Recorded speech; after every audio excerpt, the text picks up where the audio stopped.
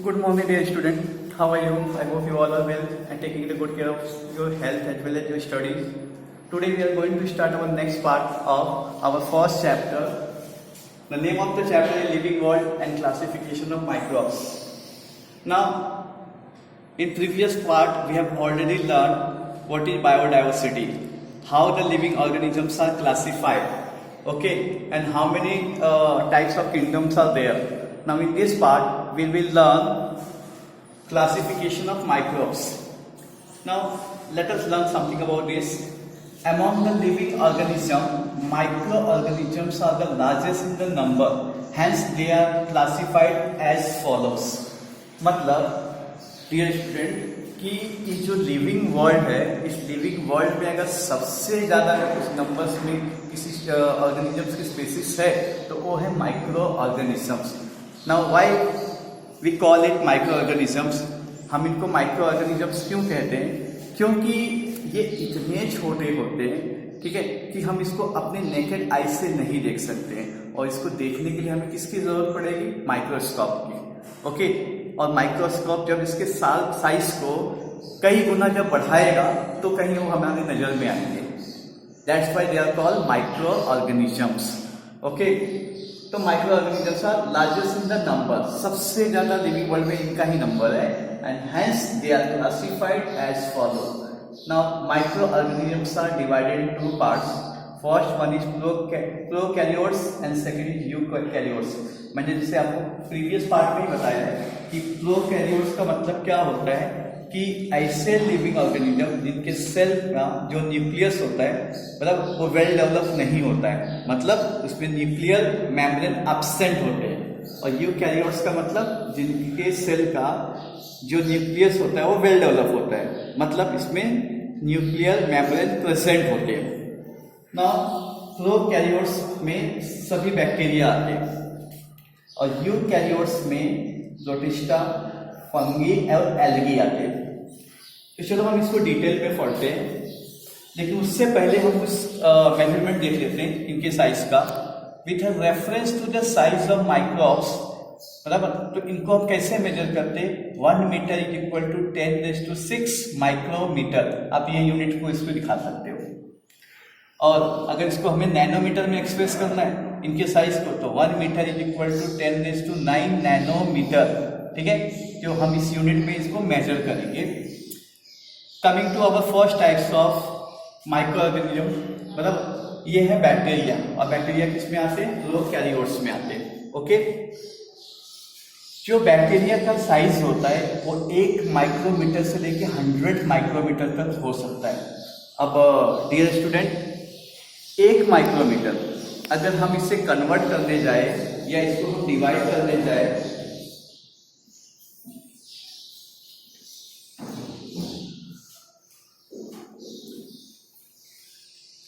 तो आप देख सकते हो जैसे ये 1 माइक्रोमीटर यानी कि 1 मीटर, ठीक है. तो अगर हम एक यूनिट को 10⁶ से डिवाइड करें तो सोचो ये कितना गुना ही छोटा हो जाएगा ये वर्ड. आप एग्जांपल ले लीजिए, जो हमारे शरीर का जो सबसे छोटा पार्ट होता है वो बाल. समझिए बाल ले लेते हैं हम लोग, बाल का एग्जांपल ले लीजिए. अगर इस बाल को मतलब अगर मैं 1000 गुना छोटा कर दूं तो क्या हमारी आंखों से दिखाई देगा? नहीं दिखाई देगा. वैसे भी बाल कभी कभी हमारे सामने होता है लेकिन हमें नजर नहीं आता है.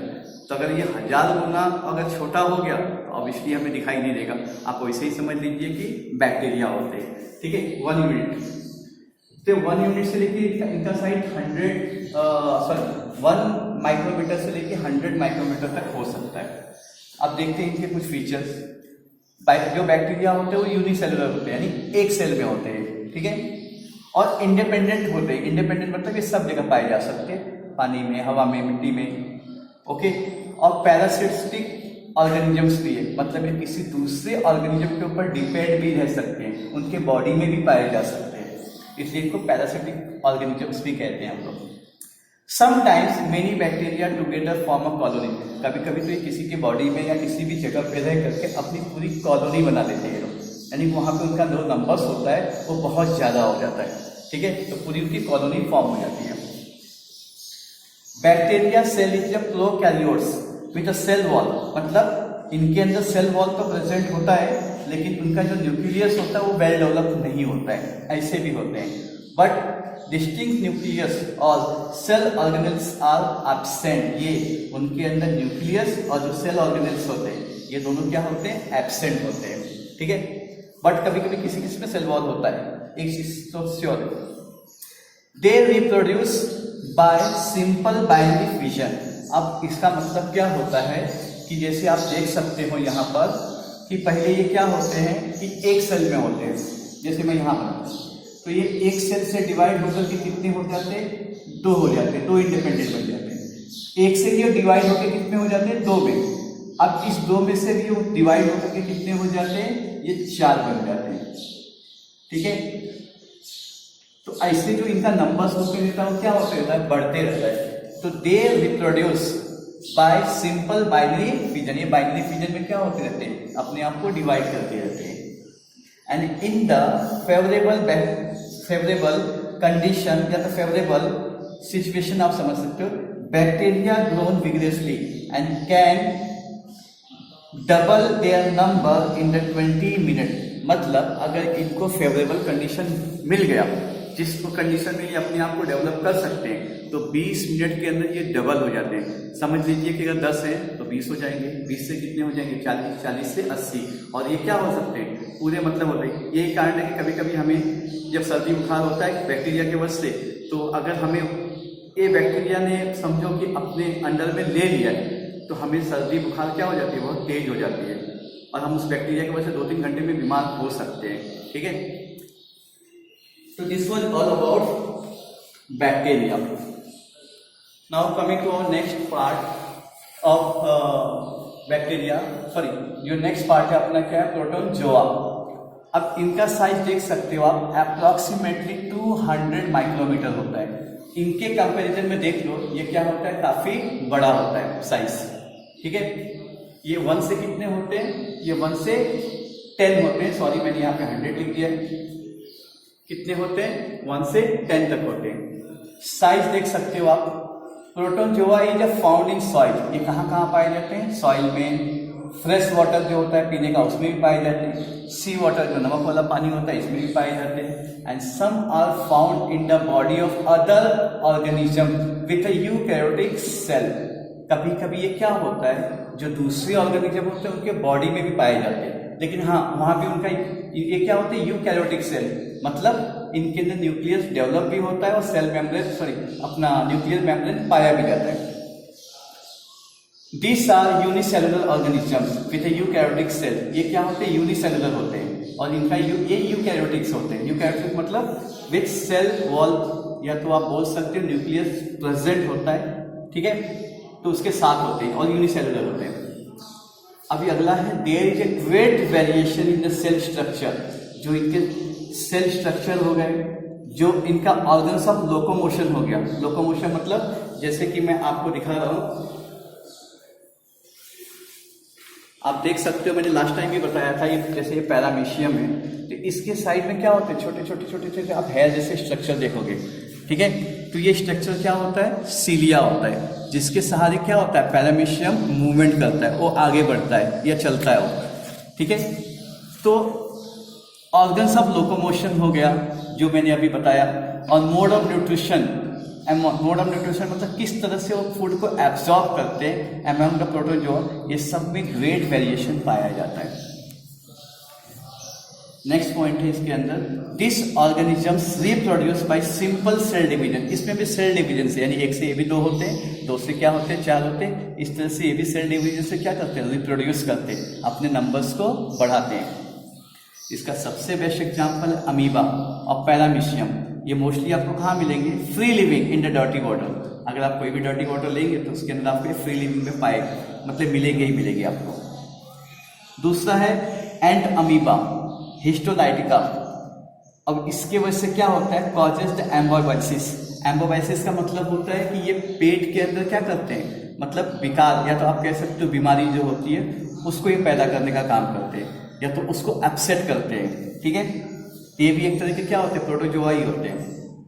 तीसरा है प्लाज्मोडियम वाइपेक्स, कॉजेज द मलेरिया, इससे मलेरिया होता है। और नेक्स्ट आपके टेक्स्ट बुक में देख के रखा है यूग्लिना। ये क्या होते हैं? ऑटोट्रॉफिक होते हैं। ठीक है, तो ये सब क्या थे? प्रोटोजोआ के बारे में कुछ जानकारी थी। Now come to next one, fungi. इनका साइज क्या होता है? अप्रोक्सीमेटली 10 माइक्रोमीटर से लेकर के 100 माइक्रोमीटर तक होता है। तो आप ऐसा कह सकते हो कि ये कंपैरिजन में प्रोटोजोआ से छोटे होते हैं, लेकिन बैक्टीरिया से क्या होते हैं? बड़े होते हैं। ठीक है, and this are found on decaying organic matter. जो भी सड़े गले मैटर है या तो कोई भी चीज है उसके ऊपर ही ज्यादा पाए जाते हैं। और इसके अलावा and the dead body of the plants and animals, जो भी प्लांट्स है, एनिमल्स है जो डेड हो चुके हैं, उनके ऊपर क्या होते हैं? ये मोस्टली ये सारी चीजें मतलब जो फंगीज है वो पाए जाते हैं इसके अंदर। ठीक है, तो मतलब मोस्टली आप इतना समझ सकते हो कि ये सड़े गले चीजों पे या मरे हुए जो ऑर्गेनिजम्स में प्लांट्स है और एनिमल्स है, ये उस पे मतलब रहते हैं लोग। Second, this are eukaryotic organisms. मतलब ये यूरोकैरियोटिक्स होते हैं, मतलब इनका न्यूक्लियस क्या होता है? वेल डेवलप होता है, न्यूक्लियर मेम्ब्रेन्स इसमें पाए जाते हैं। एंड सम आर यूनिसेलुलर, कुछ ही इसके अंदर यूनिसेलुलर होते हैं। And others are visible with a naked eyes. बाकी कुछ ऐसे भी होते हैं फंगी कि जिसको हम अपनी आंखों से देख सकते हैं। उनका साइज क्या होता है? इतना इनफ होता है, इतना बड़ा होता है। ये सेप्रोट्रॉफिक होते हैं, मतलब दूसरे लिविंग जो थिंग होते हैं या जो दूसरे एनिमल्स होते हैं उनके ऊपर ये डिपेंड भी रहते हैं और उसी पे वो ग्रो भी करते हैं और absorb the food from decaying organic matter, या जो मैटर सड़ चुके हैं या गल चुके हैं उससे ये लोग अपने फूड को एब्सॉर्ब भी करते हैं। ठीक है, तो ये भी इनकी कुछ प्रॉपर्टीज है। And they reproduce sexually and asexually by the cell division और बर्डिंग। अब इनमें जो रिप्रोडक्शन होता है, मतलब जो कह सकते हो कि अपने नंबर्स को बढ़ाते हैं लोग, 1 से 2 होते हैं या 2 से 4 होते हैं, वो 2 तरीके से होता है। फर्स्ट वन सेक्सुअली भी हो सकता है और असेक्सुअली भी होता है। सेक्सुअली में सेल डिवीजन से होता है, जिसमें मेल गैमेट और फीमेल गैमेट के दोनों के मिलने से क्या होता है? डिवीजन होता है। और माय डियर स्टूडेंट, जो बर्डिंग है ये बहुत ही लंबा प्रोसेस है। इस प्रोसेस में मोस्टली असेक्सुअली तरीके से क्या होता है? रिप्रोडक्शन होता है, जिसके बारे में आप हायर क्लासेस में पढ़ोगे। ओके, इसका सबसे बेस्ट एग्जांपल है बेकर ईस्ट। ईस्ट एक फंगी होता है, जो आपका जो पाव बनता है, ब्रेड बनता है, उसे क्या किया जाता है? मतलब उसको अच्छे से फूलने के लिए क्या किया जाता है? ये जो फंगी होते हैं ईस्ट, उसमें डाला जाता है। वैसे ही कैंडिडा और मशरूम, ये आपने सुना होगा। ये तो भले आप नहीं सुने होंगे कि मशरूम आप जानते हो, ये सब एक तरह के क्या है? फंगी ही है। ओके, तो डियर स्टूडेंट, इस वीडियो में इतना ही। ओके, जो इसके रिमेनिंग पार्ट्स है हम नेक्स्ट वीडियो में देखेंगे। तो तब तक के लिए thank you very much, bye.